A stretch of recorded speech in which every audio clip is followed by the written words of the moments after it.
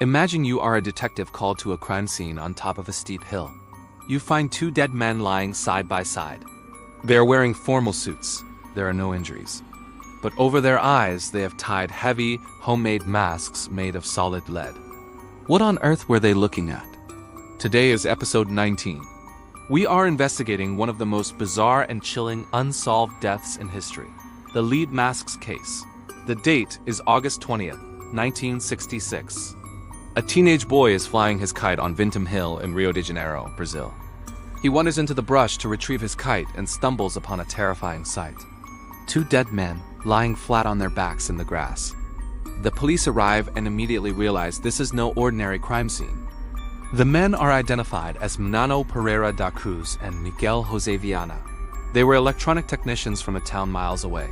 They were dressed in sharp, formal suits. Over their suits, they wore identical waterproof trench coats. But the strangest detail was on their faces. Both men had crude, hand-cut eye masks made of solid lead tied around their heads. These are the types of shields used to block intense radiation or blinding light. The police searched the area. There were no signs of a struggle. The men hadn't been robbed. They still had money in their pockets. Beside the bodies, investigators found an empty water bottle, 2 wet towels, and a small notebook. When they opened the notebook, the mystery deepened. Inside, written in Portuguese, was a cryptic schedule. It read 16:30 be at the agreed place. 18:30 swallow capsules. After effect protect metals, wait for mask signal. What were the capsules? What were the metals? And what was the mask signal? Investigators retraced the men's final days. 3 days before they were found, Manuel and Miguel told their families they were going to the city. They took a bus and arrived in the city at 2:30 in the afternoon. They bought the identical waterproof coats at a local shop. Then they stopped at a bar, bought a bottle of mineral water, and kept the receipt.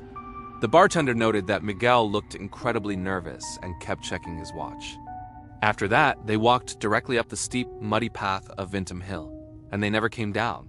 The coroner performed an autopsy, but because the bodies had been left in the hot Brazilian sun for days, the internal organs were badly decomposed.